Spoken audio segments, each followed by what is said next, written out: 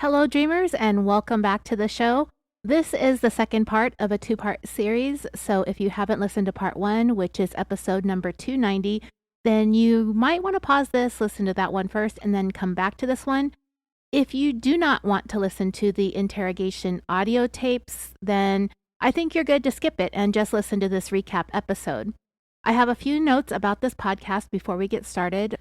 It is Friday night. It's June 28th. I'm going to go to California in the morning, and I was basically hell-bent on getting this recorded today.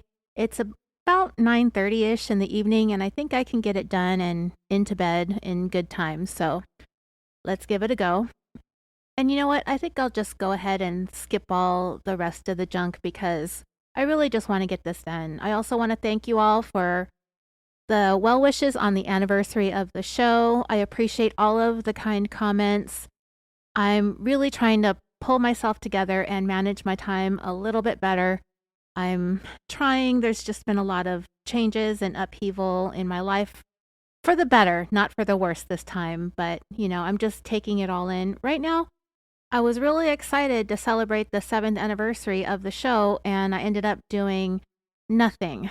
But I am putting myself out there a little bit more. I'm going to go to Denver, and I think next year when CrimeCon comes to Denver, I'm going to go to that too. I'm not going to go as, an attendee. Is that what they're called? The people who get a table and meet and greet with people and stuff. I don't think I'm going to do that, but I might come and meet and greet with you guys. So anyway, I'm sorry that the last 4 years and actually several months have been kind of shaky here and there. And I have to admit there were times that I almost gave up. But I'm very, very happy that somehow I managed to hang in there. And if you guys didn't stick around, then there would be nothing to hang in here for. So thank you. And I appreciate and love all of you so much. I don't have any intentions of stopping this anytime soon. I love this show and I love talking about crime. So let's get started on it then. Let's talk about this lady, Sharleen O'Banion. She's a piece of work, let me tell you. So this is the second part, like I said, of a series on this case. If you didn't listen to the first part, then, if you want to consider listening to it, you're not a big fan of interrogations, the audio is actually pretty good. And I mean, some of it's hard to get through because it's not the quality, it's the content, the things that she says. And I'll give you a warning now. This one is going to be a little bit sexually explicit. So you've been warned. So Sharleen O'Banion here was a corrections officer at the Montgomery County Jail. And I think I vaguely said that this case was out of Houston, and it appears as this location is a part of the greater Houston metropolitan area. It's to the north, and it looks like the biggest city or town nearby this jail is called Conroe. I think I pronounced that right. So it's not that complicated. As I was saying, Sharleen was a corrections officer at the jail. This isn't a complicated case, is what I mean. And she was caught having an inappropriate relationship with an inmate. And if you listen to the interrogation, she will go from complete denial to admitting to having sexual contact with the inmate out in the free world, but not in the jail. But that will progress to further admissions, as you will find out. These two had phone calls, and they're going to play one of them for her in this interrogation. And it's not fun to listen to. And it would be even worse to actually be her and have to sit there and listen to this crap. It just really sounds like, from everything that the investigators were finding, that the contact between the two of these people were more recent than what they were claiming, or at least what Sharleen was claiming. I don't know the full details of what went on between Sharleen and the inmate. His name is Jacob Parker. Sharleen goes back and forth between calling him Jacob, Jake, Parker. So I kind of did the same thing. I sort of bounced around as well. It's not really important. But she ends up losing her job, of course, pleading guilty to improper sexual activity with a person in custody and sentenced to 100 days in jail. Jacob Parker had been at the jail since March of 2021, and the guilty plea came in May of 2022. And it sounds like that the phone call that we're going to listen to happened in November of 2021. Oh, I'm sorry. No, it happened in December of 2021, and the sexual contact apparently happened in November.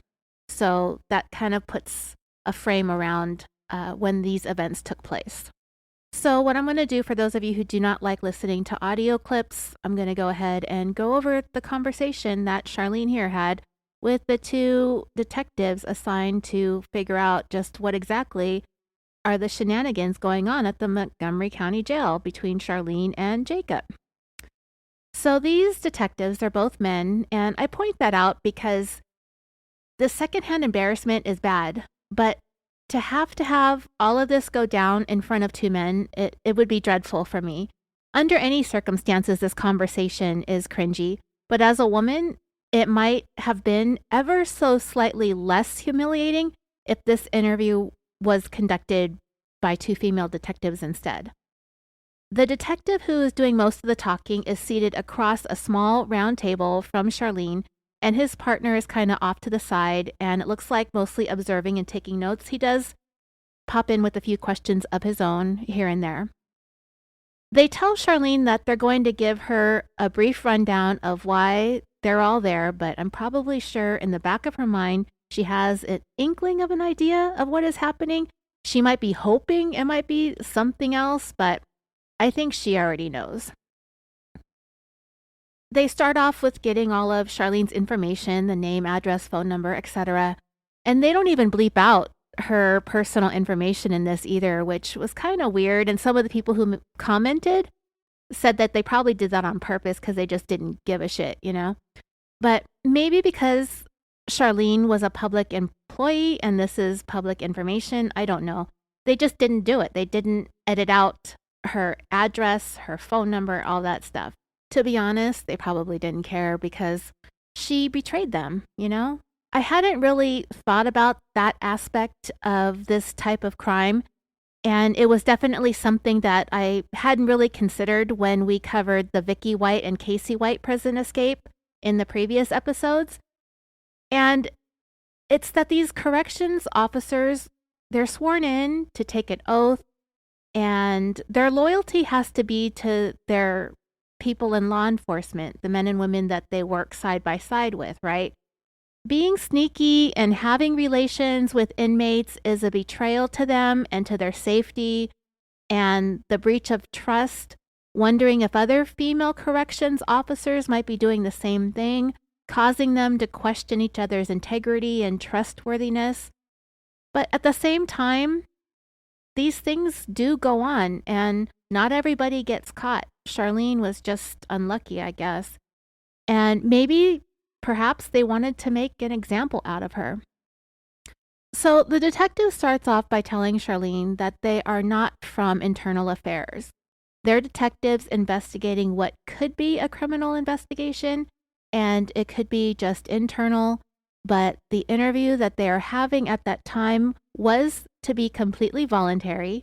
They tell Sharleen that if she does not want to talk to them, that she is free to walk out of the room at any time, but we see time and time again that they stay.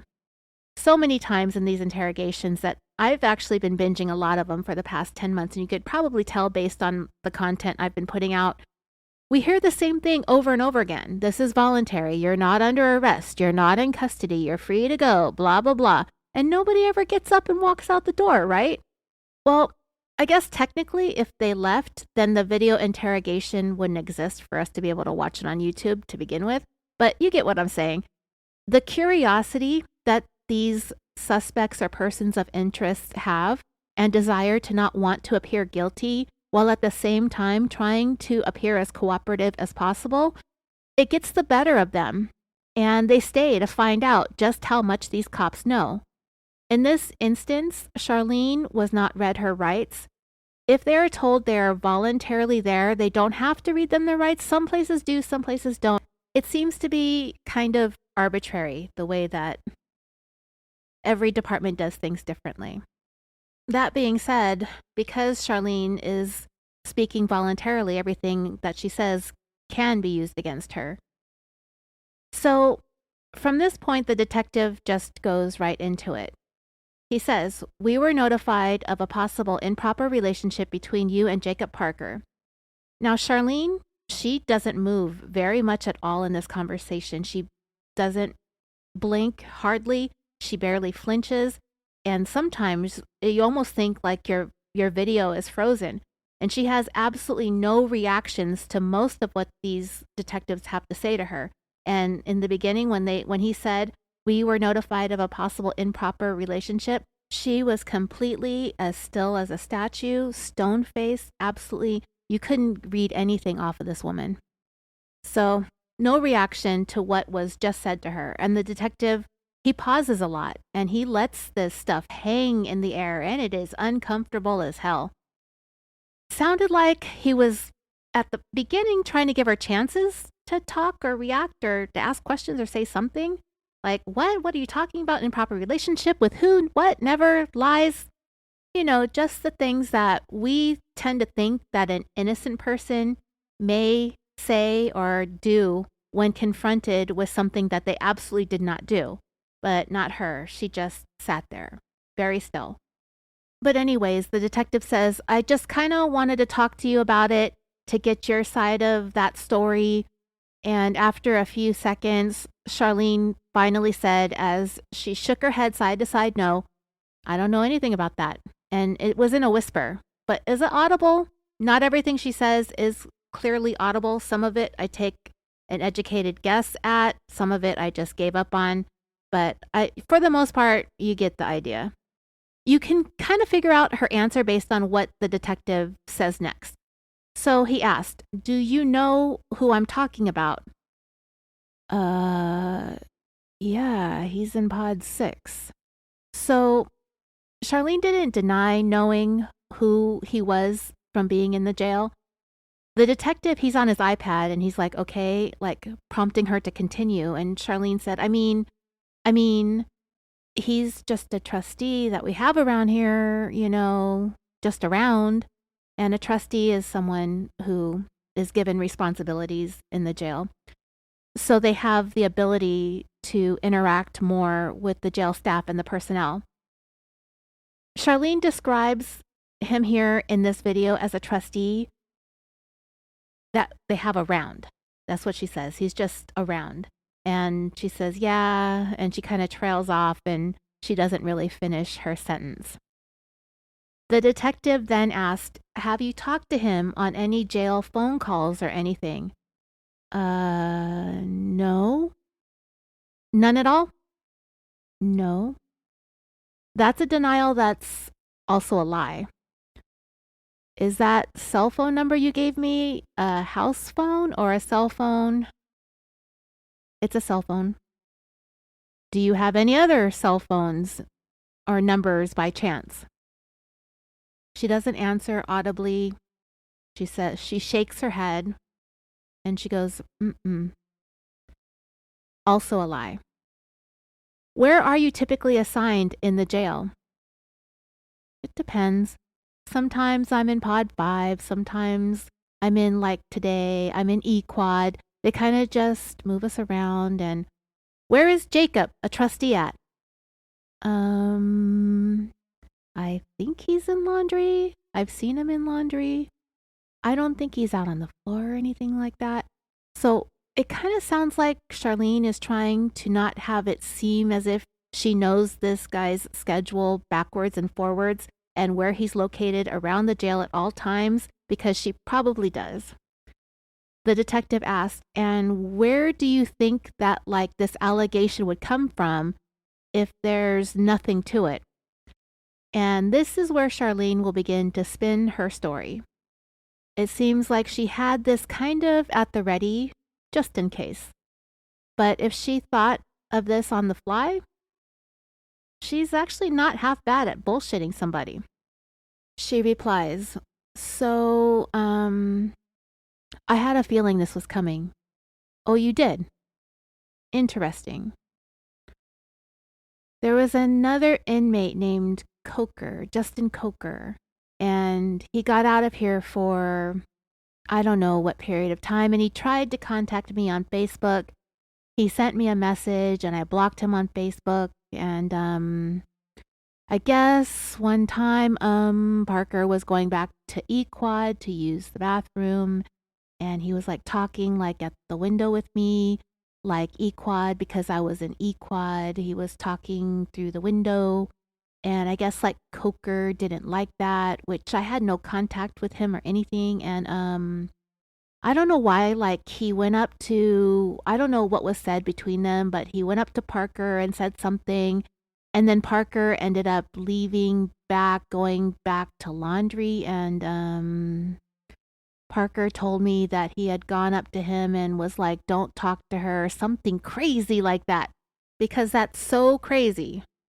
And I kind of just brushed it off. I was like, whatever, like, because he had already returned, like he was out and then he returned. And while he was out, that's whenever he tried to contact me. So, but again, I never spoke to him or anything like that. And, I mean, yeah, that was that.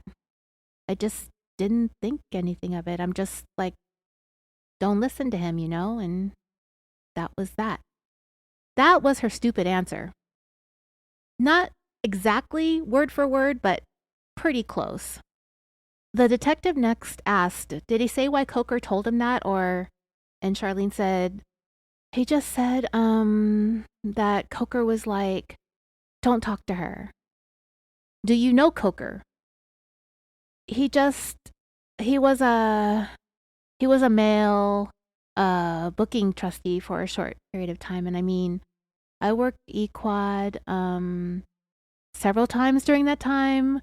So, he's kind of like an Equad and like back and forth. And the detective sat there this whole time listening to this nonsense. And he quietly allowed Sharleen to spin this little convoluted tale that she was trying to spin. So when she finally paused, he asked, okay, when do you think that happened? And she's in a whisper at this point. Oh, Jesus, like a few months ago? And she did not want to commit to a time frame, which she's going to try to use time and time again to distance herself from this inappropriate relationship with the inmate, where she's going to try and frame the incident, the inappropriateness between them, as having happened in the past when they were out in the free world together, that they encountered each other in the jail by chance and coincidence, that the relationship, the things that happened between them all occurred before he was in the jail. The detective then asked, is Coker back in jail? And Sharleen replied, he came back, but I think he left. I don't know if he like got released or he's in TDC now or something like that. And I'm guessing that's Texas Department of Corrections, so prison instead of county jail.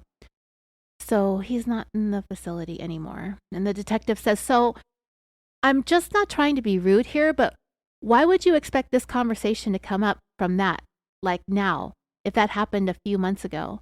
I'm just trying to get where you're getting at there. You said you were kind of expecting something like this, and Sharleen said, okay, so I don't know why, like this, I'm wondering if Coker maybe said something to get him in trouble or me in trouble. Like, I don't know if that's the only thing I think that's related that has anything to do with Parker. And the detective, he says, I was kind of told about this. What do you think, Chris? And he turns to his partner, who he's calling Chris, about 45 minutes ago. So these guys are telling Sharleen that they just found out about her inappropriateness 45 minutes ago.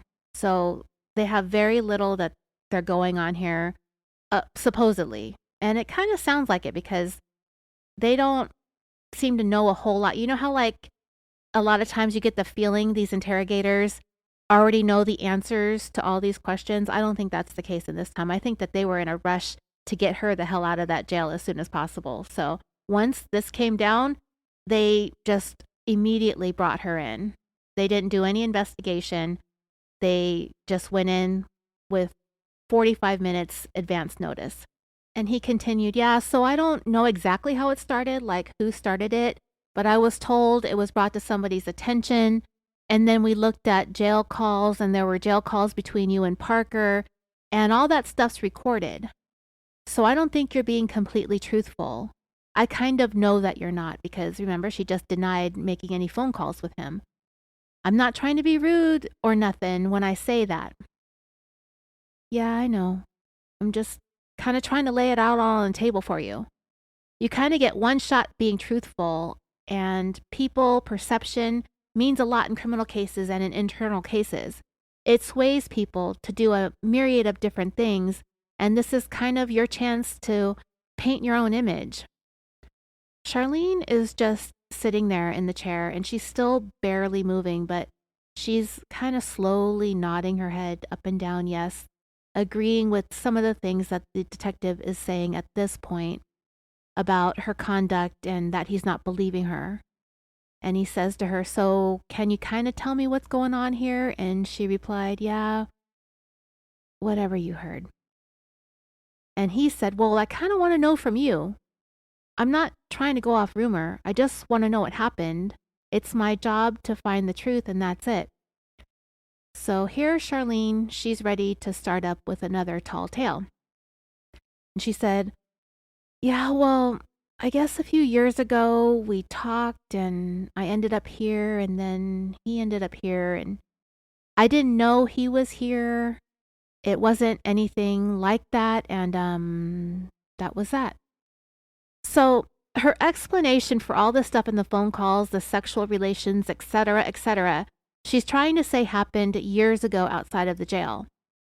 The detective said, so when you say y'all talking about, and they say y'all because we're in Texas, so I'm trying to keep up with the vernacular here.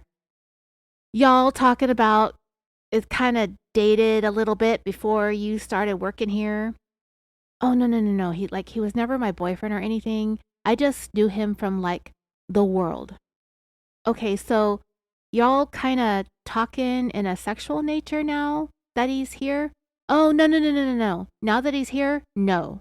And she was emphatic, and she raised her voice, and she was firm about it. I mean, it's never been like phone sex or anything like that, but we like joke around, like we all make like, like that's what she said type of things, but it's never like, and then she just trailed off and didn't finish her sentence. You'll notice that Sharleen will give sort of half answers and fragmented sentences, and she kind of is repetitive, and it's probably because she's nervous and scared, and I don't blame her. This is also super embarrassing. The detective next asked her, so what about some of these phone conversations? And Sharleen, again, she insisted, no, not here or the phone, no. I mean, conversations y'all are having on the phone since he's been in here? No, like sexual? No. And she's denying it completely because he knows that there's phone calls, and there are a lot of them, hundreds of them. And he says to her, well, I'm not saying like having phone sex. I'm talking about sex, or just talking about doing sexual acts together. He tells her, from what I'm listening to on the calls, I take it as if you've given him oral sex at some point. And Sharleen comes with a no again. And he said, it's what I'm gathering from the phone calls. Now, at this point, Sharleen is still pretty comfortable and confident about issuing all of these denials because I believe she used the third-party app and had a different number, if I remember right. I don't think she used a burner phone. We'll talk about it in a minute. It's called Sideline, I think is what it's called. And she replied when he asked about, the sexual acts or talking about it on the phone. She said, no, that was like in the world, but we never dated. But you had a physical relationship with him when y'all were both out. And she said, out. Yes, that was before. But we never like had sex or anything. It was just kind of like that. You gave him oral sex? Yeah, but that was before, like I knew he would end up here, or that I would end up here or anything like that. And then the detective said, well, I know that what's going on. I'm sorry to get into your business, but the allegations have been made, so I want to have as much details as I can to say either way. So when do you think this was about? I know it's going to be hard if it was a couple years ago, but... And then Sharleen said, let me think.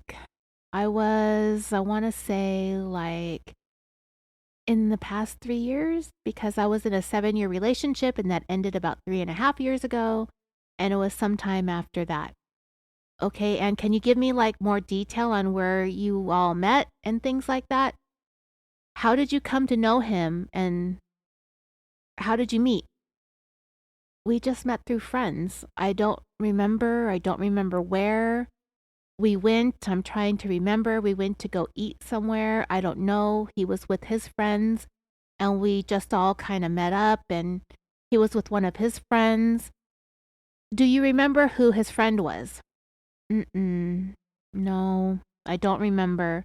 It was just like a group of friends that we all, then some friends brought other friends and other friends brought other friends and other friends brought other friends. Do you remember any of your friends that were there? Who was there? My friend Christy, which she lives in Dallas, and she came to Houston for like the weekend. Like it was a long weekend. I think it was Labor Day weekend. Okay. Anybody else that you remember? Mm-mm. We went to eat, went to a few bars. We exchanged numbers, and then we kind of talked for a little bit, a few times, and then that was just that. What kind of conversations did y'all have in the jail while you started working here, since he's been here? I don't know. Talking about what would happen after he got out. That's kind of true. And you'll hear some of that in the audio recording that I'm going to talk about, or you might have listened to in the last episode. Sharleen didn't say it very loud.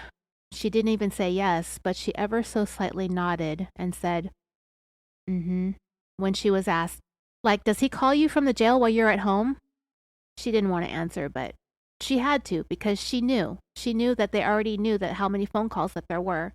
So she didn't try to deny that she accepted his collect calls while she was off duty at home. How many calls do you think you've had together? I don't know. Several? Yeah, lady, several hundred. She followed that up with, I can't count them all. And then the detective asked her, okay, so y'all talk pretty regularly? Again, Sharleen slightly nods her head and whispers, yeah. The detective next asked, I haven't listened to this, but apparently there may be some talk in the calls about like photographs. Have you given him any photographs? Sharleen shook her head no and said, She definitely shakes her head more prominently when she's able to deny things that they may not be able to necessarily prove.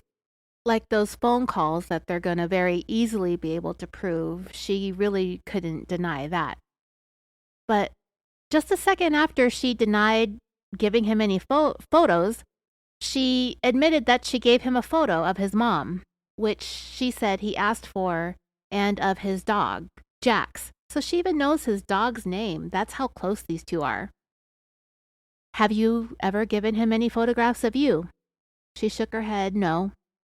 So much so that her ponytail swayed. That's how much of a hard denial that was. When she admits to something, you can barely hear her. You can barely see her move. The embarrassment is so bad. Sharleen expounded on this most recent denial about giving him pictures of herself, and she said that she never gave Jacob Parker any photographs, said, because, I don't give photographs of me when we shake things down, they would find out that we found. So, yeah. And that answer didn't make a whole lot of sense, but what I think she's getting at is She doesn't give him photos of herself because their jail cells, I almost called them bedrooms. What the hell is wrong with me? Their jail cells get shook down every once in a while for drugs or whatever contraband that they have. So yeah, she, I guess, was pretty careful about that aspect of this, that not to give him anything that could be traced back to her, and from there their secret little love affair would be revealed. The detective then asked Sharleen what she thinks he being Parker, would have to say about this, and she said, "Same thing I told you." "What do you mean the same thing that you told me?" And she said, like, "Well, when I told you that we had something going on, a few years back, and he ended up here and I saw him, and then, I mean, obviously, like, he had already had my number, so it wasn't like my number's top secret, and that's it." And then there was maybe like a 5 or 10 second awkward silence again until the detective finally said, "How is it that he got your number?" She said, "He had it from back then." "Back then? So he remembered it all these years?" And she said, "I've had the same number since 2015 or so." So Sharleen has made the amount of time that she's known Jacob Parker to be about 3 years, taking us back to 2018, 2019. And then her phone number, she claimed to have had several years prior to meeting him, continued to be the same number, at least up until the day all of this came crashing down on her. So next, the detective said, "So one of the things that we're going to be doing is like looking at cameras and stuff too. Has there been any times when y'all were alone?" And Sharleen shook her head no again and said, "Mm-mm." "Do you go out of camera view or anything like that? Anything that's going to look suspicious that way?" She said, "I don't think so. I mean, no, when you work B Quad, no. Even then, no."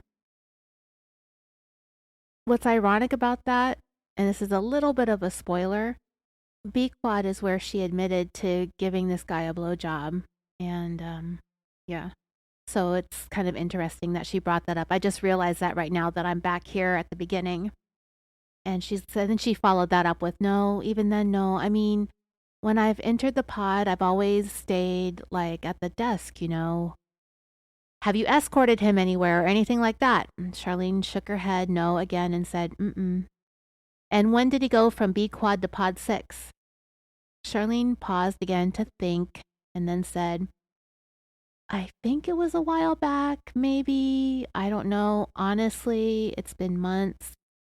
He was in there and then he got taken out and then he went back, but I don't recall how far back he was. It's been months though. He went from B Quad back to," and then she just trailed off and didn't finish her thought.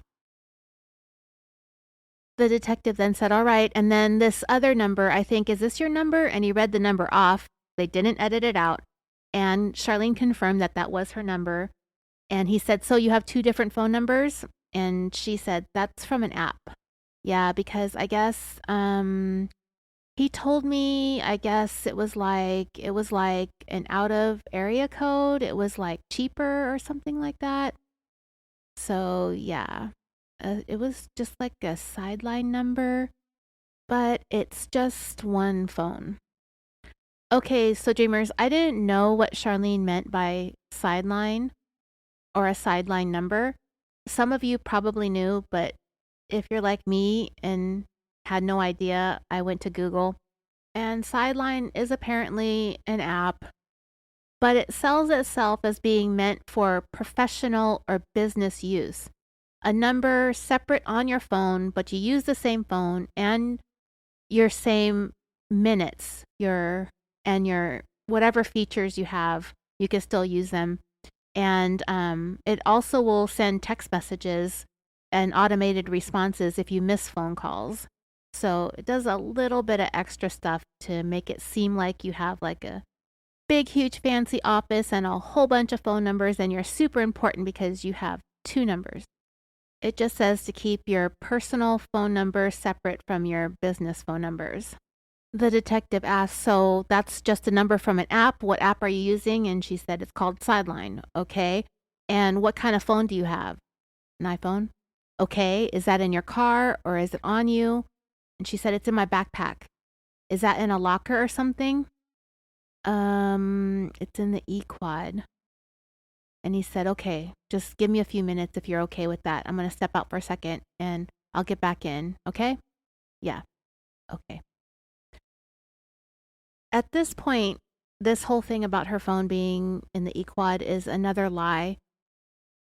I could give Sharleen the benefit of the doubt and say maybe she forgot that her phone was in her pocket, but I don't know about the rest of you ladies out there. And I could see what Sharleen is wearing, and she's wearing some really like uncomfortable looking tight work pants that you like uniform pants, like a police officer would wear. And she has her iPhone in her pocket. If I was wearing super tight pants, I would probably know that my phone was in there. And she probably has it with her all day.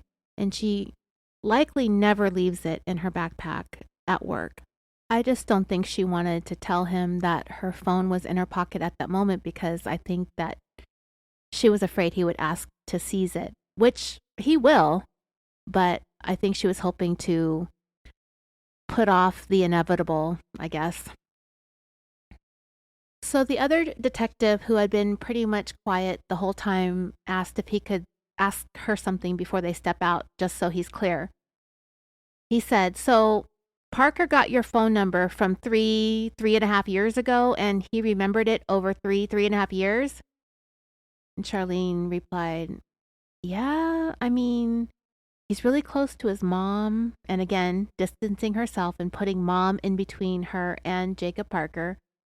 So he probably just got it from his mom, and then he told me to upload a Sideline number, distancing herself again from being the one to make that decision to hide their communication through an app. She made it his idea instead of her own. And then I uploaded a Sideline number. How did he get the Sideline number? Did you give it to him, or how did he come up with that number? On the app, you just select a number and then, yeah, I gave it to him. She had to admit to that, When she said that, you could look, if you saw the video, you could see that her body and her overall tone, you could just read it all over her, that she had no real plausible excuse as to how this inmate got her brand new phone number. She had been effectively distancing herself from her original phone number being in Parker's possession by making it seem like it had been exchanged pre-incarceration. But there was no way of getting around the fact that this was a brand new number and it came to him through her. And if you really think about it, she couldn't even put this off by saying she gave it to his mom and his mom gave it to him. That would make no sense, and that would be something that could be confirmed in phone calls that Parker might have had with his mom. I mean, Sharleen is at the jail with Parker all the time, and clearly she knows how to get alone time with him. It would not have been difficult at all for her to have passed her phone number to Parker. So, what makes this not just the content of this conversation that makes it so uncomfortable? It's also the deafening silence that the detectives are letting hang in the room, because it only amplifies the awkwardness of Sharleen and this whole entire situation. So after the sounds of silence, the detectives got up and said that they'd be right back, and they left the room. This is never a good thing. It doesn't feel like it ever is when they go, because they're up to something. I don't think of it much when I watch interrogators leave the room for a moment, though. In the past, I tend to think that they want a snack or have to go potty, but not these guys. They're going to come back in with some dirt. So the video time travels forward to when one of the detectives re-enters the room, the one who's doing most of the talking, and he tells Sharleen that his partner is going to come back in just a second. And yeah, they brought it with them. He's going to get the recording of the most recent call for us to listen to, he tells Sharleen. And kind of my intent behind that is, and he's real hesitant too, he's getting uncomfortable. You can kind of feel it. I still don't feel like you're coming out with the whole thing. So, like I said, I'm not trying to badger you or nothing. And yeah, the double negatives and the y'alls are strong in this episode. He continued, I just think that it's important that we know exactly what happened. And Sharleen, you could barely hear her, but she says, yep. He slowly opens his iPad, and this whole thing of him trying to like search through his evidence it's torturous. And we know what's coming. We know exactly what's coming. It's not on the iPad, but it's the suspense building, you know? The detective then said, initially, you said kind of like played it off like you hardly knew him. Sharleen replied, I mean, I didn't play it off like I hardly knew him. And she didn't finish her sentence. Well, you kind of like stood there and thought, she said, oh, right now? You mean right now, right now? Yeah, you said, oh yeah, Parker, I think he's in pod 6. She kind of played dumb, and she did. But I just looked in the system, and there's almost 400 phone calls between y'all. You see what I'm saying? Yeah. You see where I'm coming from? Yeah. Kind of how it would seem from my point of view? Yeah. I mean, I did hesitate a little bit. Yeah. Then the detective said, like I said, no judgment here. I just want to know the truth. That's it. Sharleen replied, yeah, I mean, you're right. I should have just said. And now, mind you, dreamers, at this point, Sharleen is barely audible, and it's not even picking up on the closed captions. So I am trying to play this 2 or 3 times in my earbuds so I can make out what she's saying here. And she said, yeah, you're right. I should have just said. And then she trails off again and doesn't finish her sentence. She was effectively agreeing with the detective that, you know, he was right and accusing her of being kind of vague at the beginning of the interrogation. He wasn't wrong.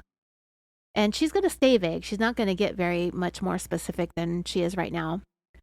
So the detective finally says, before we get into all this, do you want to just tell me the truth? And Sharleen said, I mean, yeah, I hesitated to admit that. But I mean, after you told me you found the calls, I decided to come with it. Again, it's so hard to hear. I don't even know if I got all of that correct, but I know for damn sure that the closed captions didn't get it right. The detective then said, because this all sounds a certain way, this doesn't sound like a 3-year ago thing to me. This sounds like within the last few days to me. This call, and the other detective had just come back in the room at this point with his laptop, and he's getting ready to cue it all up, the recording of the call that we played in the first part. And they're about to listen to a part of it in the middle of all this. And remember, at the end, they ended up playing the whole entire call.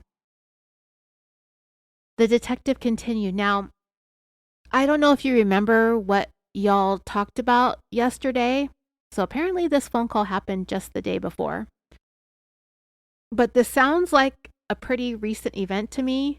So dreamers, this call, like I hadn't even really realized that it was recorded that close to when the interrogation took place, just even possibly just hours. And I don't know why, but that just somehow made this all that much more worse because it just happened. They're just like the night before telling each other, I love you. No, I love you more. No, I love you more. And all that nonsense. It sounded like Sharleen was having the time of her life, if you ask me. She was giggling and acting stupid on the phone. And then she goes to bed, and then she wakes up and gets ready for work and shows up, and boom, her life, her career, her freedom, and maybe not her relationship with good old Jacob Parker. That might be intact, but everything else in her life is in the garbage. He's probably in the garbage too, because you know this guy. He's not going to want to have anything to do with a convicted felon, am I right? She can't do anything for him now, so yeah, she's screwed. Anyway, the whole thing that the detective is getting at is that it sounds like they've been intimate much, much more recent than Sharleen was willing to admit to during this interrogation, just by the way that she and Parker discussed things on the phone. And mind you, Sharleen had only been on the job for a few months, like not very long at all. It's plausible that they did meet out in the world and fate brought them together in the jail. I'm not sure if I believe that, but the fact that they even carried on anything at all between them would have gotten her in serious trouble whether she knew him or not prior to the county jail reunion. It's something that she should have brought up or maybe been transferred to someplace else. When he asked about this, being more recent, her reply to this was, well, I don't remember ever what I don't remember. Another sentence that doesn't make any sense. I don't remember ever what I remember. The detective said, well, let's just play it. And from there, Sharleen, she goes into some excuses about having early signs of dementia or something. I think that's what she said. It was really hard to decipher, but I know damn well that I guessed better than closed captions did again. But she brought up having early stages of dementia. That's why she can't remember ever what I remember. Yeah, I don't remember ever what I remember. So the detectives queued up the audio recording of the most recent call between Sharleen and Jacob. She was home at the time, and you can listen to the whole phone call at the end of the last episode right before this. I don't really want to get into too much detail about the call itself. It's gross to listen to, and it's embarrassing. And Sharleen sounds so giddy and stupid, and the baby talk on her end. You could just tell that this guy Jacob is such a piece of shit. He had the nerve in the phone call to tell her that women need to stop getting comfortable and letting themselves go after they get into a relationship. He wants his woman to be fine. Those were his words. Just like that. I want my woman to be fine. As if this guy has so much to offer a woman, any woman, beautiful or not, whether she lets herself go or not. He'd be lucky to get anything that was breathing, if you ask me. They also really seem to struggle with what to actually talk about, Sharleen and Jacob, when they're on the phone. Like, what do they have to say to each other? I can only imagine how lame those 400 phone calls were to listen to. Anyway, in this phone call, Sharleen talks about expecting him to come live with her when he gets out of jail. He brings up Sharleen's head game, meaning the oral sex that she gives that she's apparently very skilled at. He doesn't get her jokes because he's dumb. They talk about sex toys. It's so immature. Like, it's so stupid. You can kind of tell that Jacob Parker at some point in his life maybe had some stupid juvenile fantasies about what, like, fun sex would be.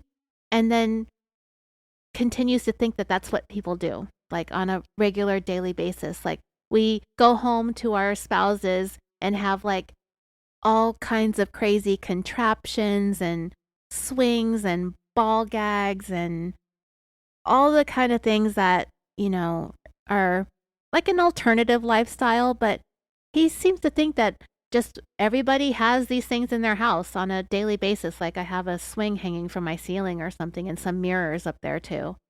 Fortunately for us listening, they don't play the whole recording during the interrogation. They tack it on at the end. So if you want to listen to it and cringe even longer, you can. They ended up stopping it. They paused the audio after Jacob Parker tries to remember the term for someone who gets sexually stimulated very easily and is basically addicted to sex. I don't know the word that he was thinking, but my guess would be nymphomaniac, which is probably too big of a word for his feeble, stupid little mind. Sharleen didn't come up with the word either as they sat there and discussed this. And then she tells him that she's like that, but only for him. It's gross. And I think that that's all the detective could take. After a few seconds of silence, the detective finally says, You can see how that sounds from, like, my point of view, like a more recent thing than 3 years ago? And Sharleen, she shook her head, no, disagreed. But here's the thing, she talks about having him come and live with her when he gets out of the jail, and they tell each other that they love each other. So there's definitely some intensity and some recentness to this relationship. And it sounds like they're kind of committed, as much as you can be when one of you is locked up. Sharleen continued, though, from that question. No, I've given a blowjob before, and that's what he's referring to in the past. Okay, so that was not in the jail. No. And this time she was really super emphatic. But it's another lie that she will cop to later on. So do you think this guy is going to cover for you? Like if I bring him in here and I start playing this stuff and you really think that this dude's like going to agree? Yeah. He's going to tell you what I told you. Okay. The detective then said, I need you to tell me this. When y'all met and all this stuff, like, and the detective, he's stumbling over his words because I think he's so embarrassed, which is why he pauses and he hesitates and he's using a lot of fillers. A lot of times you don't hear the officers use the word like very often. And I'm saying it a lot because they're saying it. And I think it kind of adds to the conversation a little bit on both of their ends because they both use it for a purpose. She's using it to stall and think. He's using it because he can't stand how uncomfortable this conversation is. So that's why I left the likes in there. And I say like a lot too in just general conversation, but when I'm quoting a conversation, I typically leave them in. The detective continued, tell me how all this happened with as much detail as you can tell me, like everything you can remember. Obviously, Sharleen is going to be scant on the details, and she kind of just stared at him for a minute. She shook her head slightly back and forth and said, we just exchanged numbers, met up a few times. She said something else, but I really didn't have the energy to keep trying to decipher it anymore. And then she finished up with, and that was it. Like, I didn't have a lot of time. I just got out of a 7-year relationship, so was I looking for anything serious? No. The detective asked, so, like, how many times do you think y'all met up? Sharleen whispered, oh, not a lot. Maybe more than 5, less than 10. And do you remember where y'all met up at? She was quiet for a minute before she said, usually it was just like, I don't know, it's how, like, it wasn't like we went places. We didn't want to date and, like, be all mushy with anybody. That if I didn't want to date anybody and, like, be on a relationship with anybody, and it was kind of like, and then she trailed off at the end of her sentence again and didn't finish it. The detective asked, where was he living at the time? With his mom. Where's that at? In New Caney. New Caney is an unincorporated place located also in the Houston metropolitan area. Do you know what street or what area? And Sharleen shook her head. No, and said, I have a horrible sense of direction. It's just in New Caney. Is it 90 or is it 59? Is there a 90? Yeah, 59 is the main freeway that runs through there. So there's no 90. Yeah, it must be 59. So she's just sitting here working this all out in her head, stalling, trying to think. Yeah, somewhere 59. And then she trails off again and doesn't finish her thought. He then asked her, okay, where were you living at the time? And she said, here at the address I gave you. Been there for close to 3 years. And you had the same phone number? Yeah. Then the detective said, so did you give him one blowjob, more than one? She just stared blankly again and whispered, I don't know. See, my problem here is that you talk about how profound this was. Like, giving him this blowjob was, like, so profound, but you don't remember anything about it. It's like you're just telling me something but you're having trouble coming up with the details about it. You know what I mean? I mean, if it's like that profound, it's something you would remember. Sharleen replied, I mean, I gave him a blowjob. How do you describe a blowjob? Well, I don't want to know about the blowjob, so if this is a factual thing that happened 3 years ago, I feel like you would remember some stuff about it. Yeah, like, I mean, we sat in the car,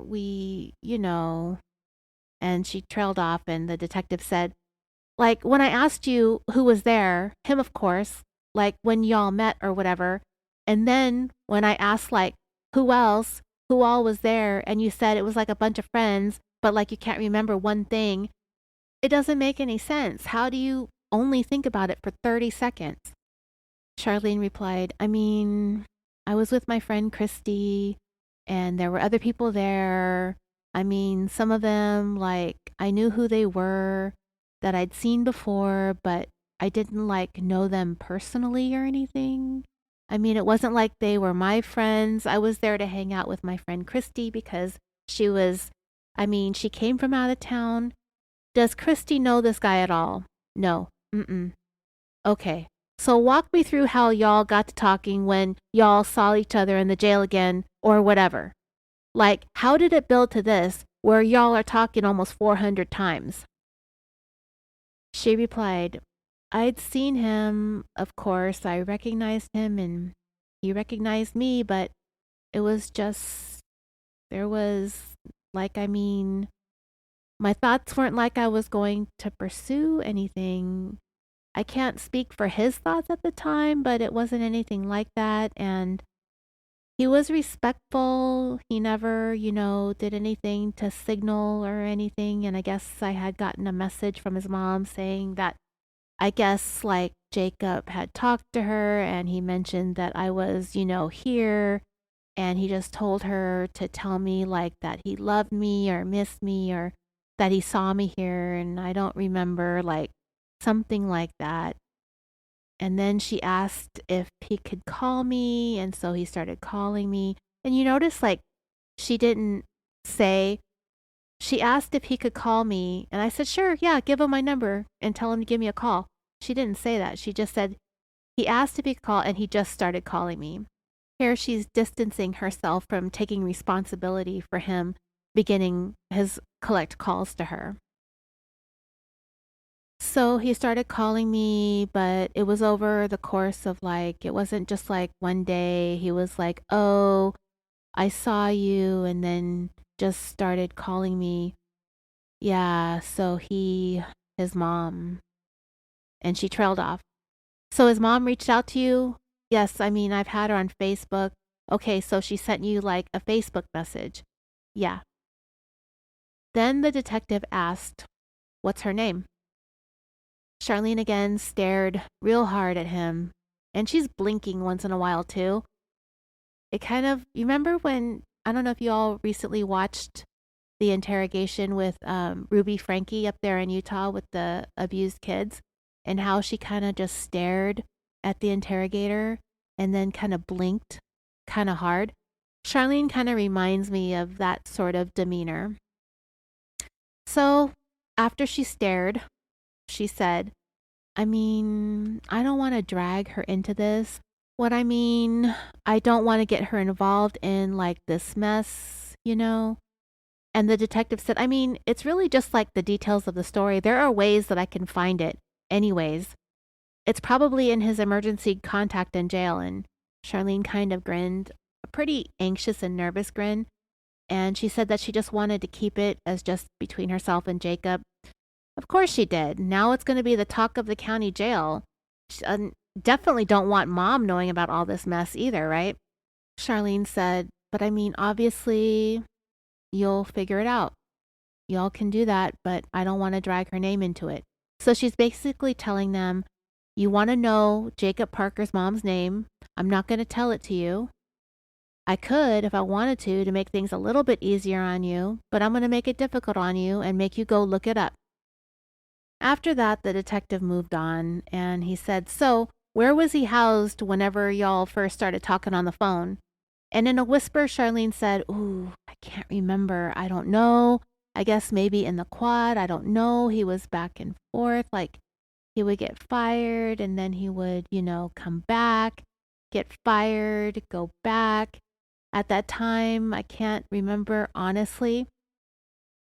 In Dreamers, I love it when these people say honestly. You can almost guarantee it's dishonestly, not honestly. Okay, and then how often do you see him back there?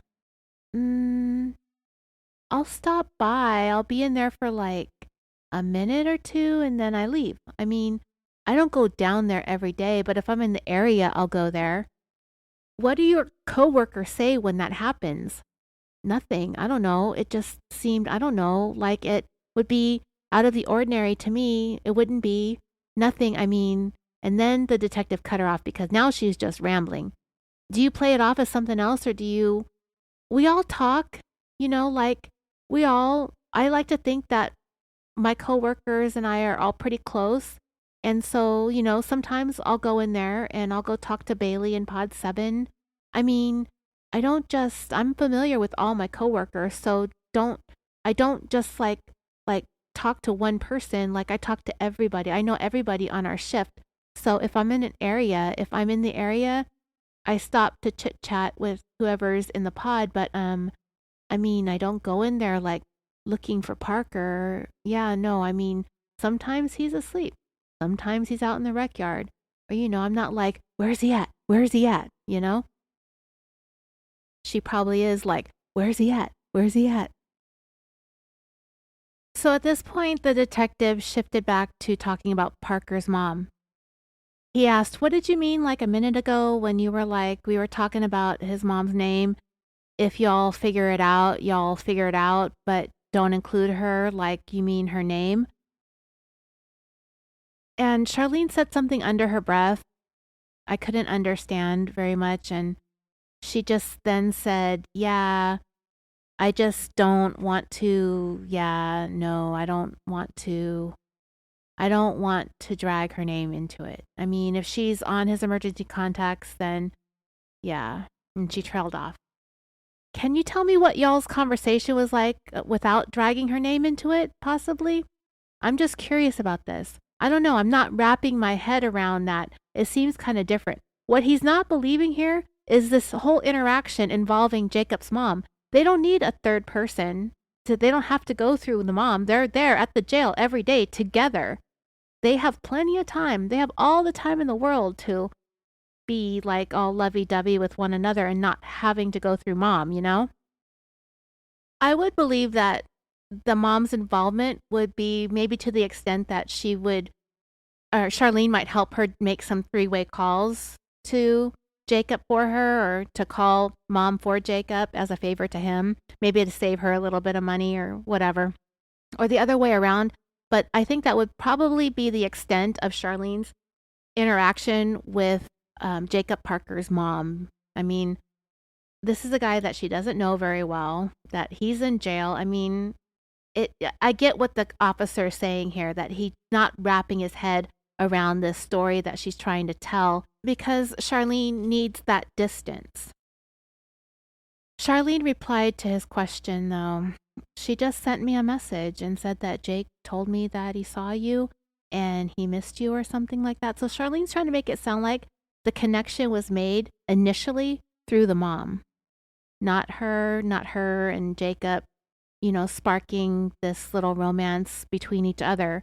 They put it on the mom. Like Jacob went to his mom and said, hey, tell her, go find her on Facebook and tell her I like her. He didn't do that. I don't believe that at all. So to this whole thing about Jacob asking his mom to message her on Facebook, the detective said, did you know her before this? Or you said you were friends with her on Facebook? Like, did you know her? Yeah, prior, because I mean, it's his mom and it's not like, so you've been to her house, you've met her at her house and stuff like that. And Sharleen just kind of nodded and didn't really commit to very much at that point. Do you have her phone number? And Sharleen replied, as in no. So she knows this woman, apparently, and she's in love with his son, but she doesn't have her phone number.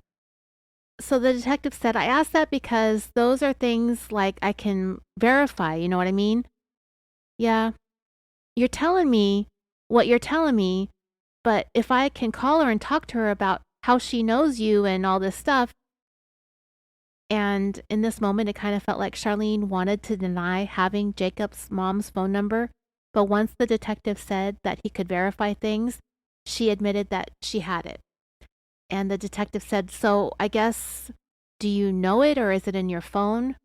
Know it by heart? No. I don't know all that. I usually call her, well, we have conversations through Facebook. Like I never usually call her directly because she never responds to text messages.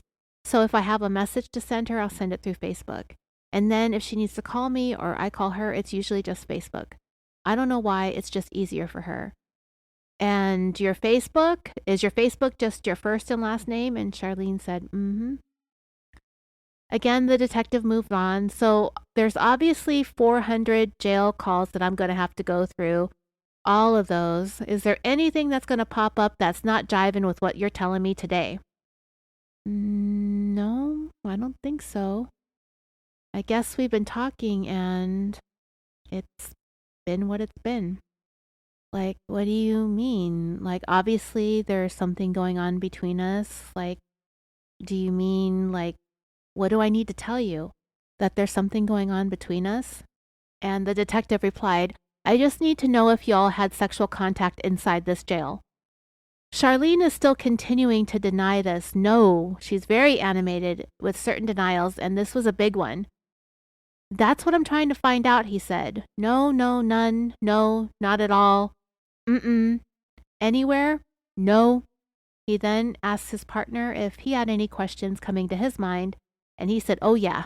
Well, he didn't say that, but when he said yes, I was thinking, oh yeah, we got more dirt. So the silent partner finally spoke up again and said, so I've noticed one thing, and this guy does not hold back.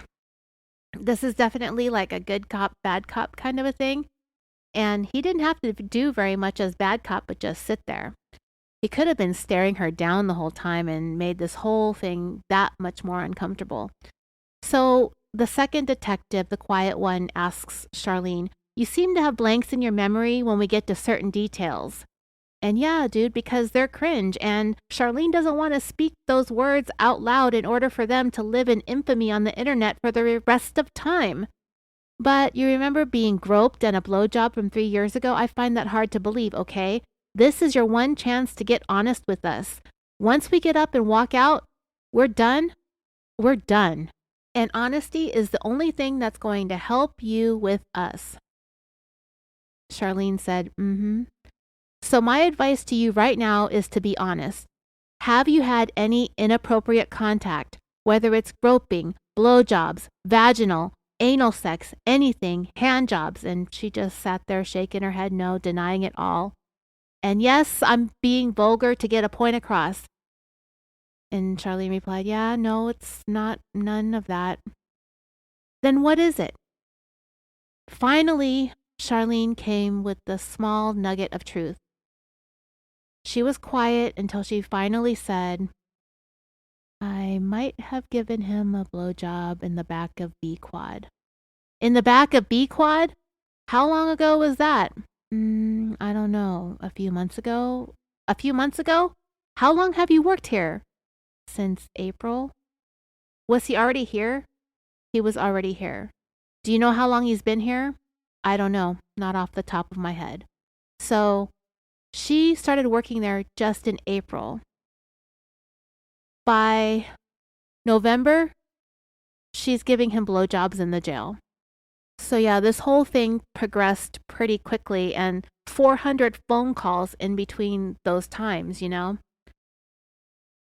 The detective bad cop, he says next, a few months ago you gave him a blowjob in the back of B, correct? In the B Quad, correct? Mm-hmm. Were there any other witnesses to it? Like people standing around while no. And the partner interrupted her and said, you work days, right? Yeah. You were working days at the time. That's why I'm asking. Was anyone around? I mean, because everybody's up during the daytime. It's not like the jail is locked down. And all Sharleen said was no. The first detective then asked, so how did this come to happen? Like, was he a floor worker? Or how do y'all get to be alone?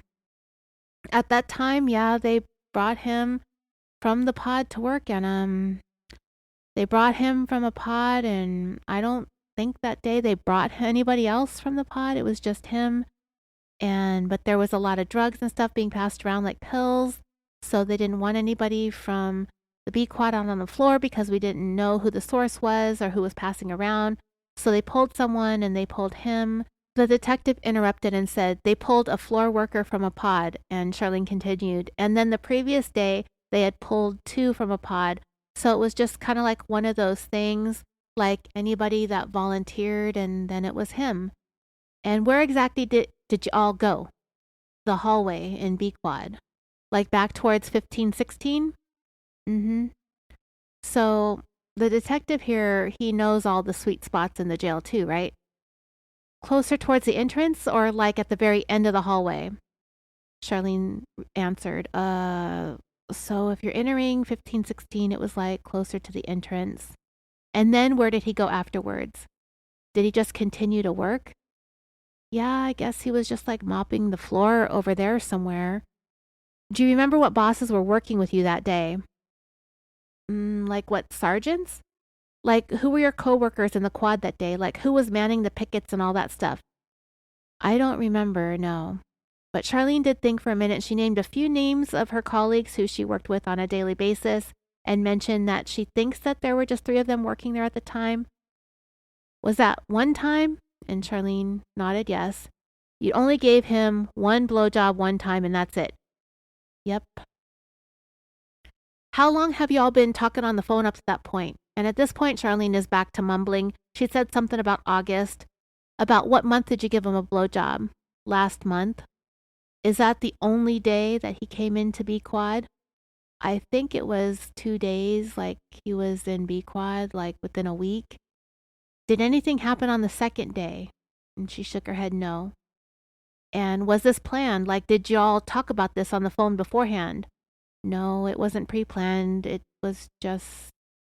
And she trailed off. Can you go into detail of exactly what and how everything happened? Yeah, he was pushing, he was going to push clean up to 15, 16. I don't know what that means. And I needed to roll the doors open so he could go in. So I had the key to, unlock that little picket area so he could roll. And we were walking back there and he leaned in to kiss me and and she trailed off before she said the words. He just whipped it out. The detective just ignored it and said, I know this is stupid, but it's just how things work. What do you mean by blowjob? And Sharleen, for 5 seconds, sat there in dead silence and said, I put his dick in my mouth. Okay.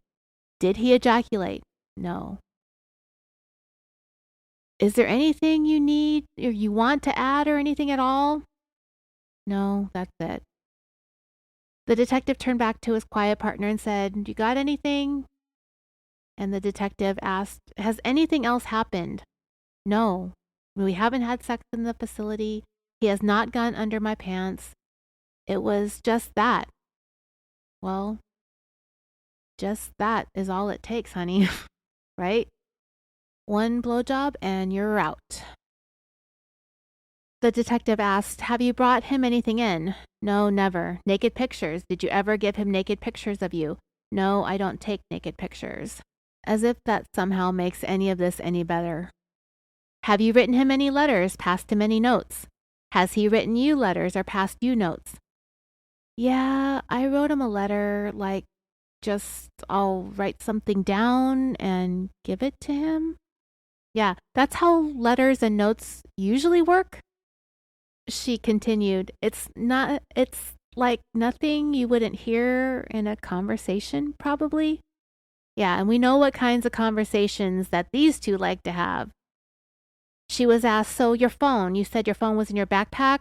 Like, is it in a work locker? No, I think it's an E-quad. Wait, no, it's in my pocket. Do y'all want it? Yeah, we need it. And she pulled it out of her pocket and handed it over. So a part of these investigations is we have to look at cell phones and stuff. And here is where the detective tells her that she could either consent to the search of her phone or he can go ahead and go through the process of getting a warrant, but that will take more time. So she just consented. But then asked what they were looking for, and he said, just your calls and messages just to make sure what you're telling us is the truth, telling her that he thinks that she is being truthful. She may be telling some more truth than she was at the beginning, but she's holding back a lot of information. And I can't blame her. I wouldn't be that forthcoming. I think, you know what? If I were sitting there talking to these officers, if it were me, and I knew I wouldn't want to incriminate myself, but, she's starting off telling lies when she would have been better off just being vague. Like, I don't know, I can't remember, I don't know, I can't remember. Because those aren't necessarily lies. You can't really prove it or not. But, yeah, holding back, I mean, what do you expect her to do? Just pour out everything that her and Jacob have done? She's not going to do that. She didn't even want to say that she knew him in the beginning.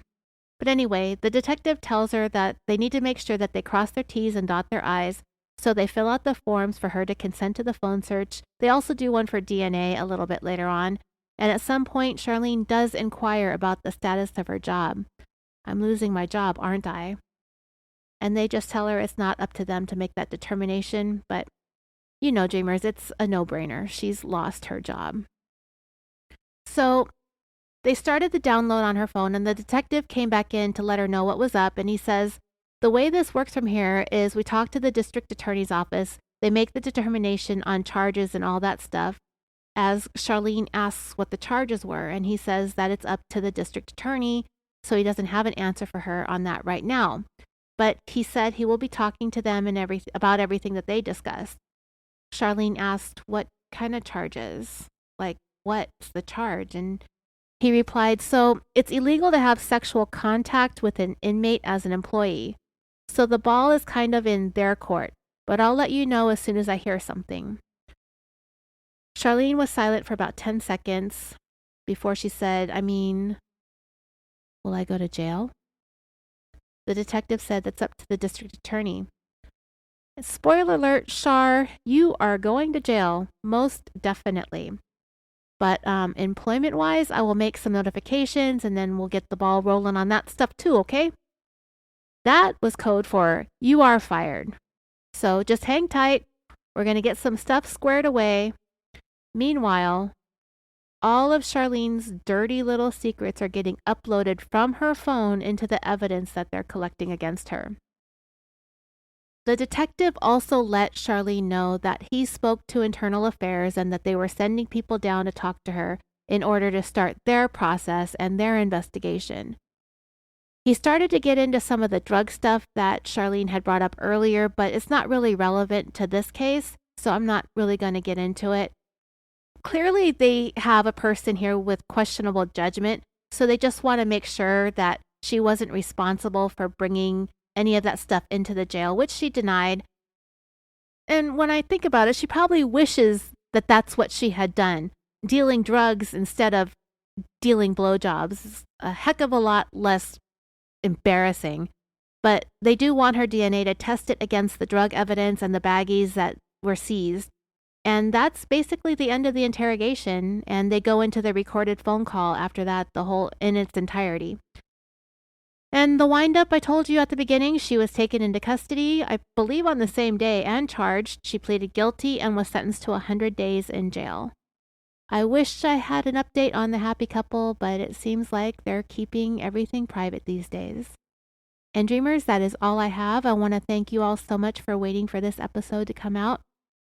Please come on over to social media with your feedback. Don't forget that I'm going to be in Denver July 11th through the 14th for the Podcast and Paranormal True Crime Festival. I'm not there working or presenting or promoting, none of that junk. I'm just there to hang out, and I'll have some stuff to give away just in case I run into one or two of you. I also just got a cry cut machine. I'm going to try to see if I can make some of my own transfer stickers for the show.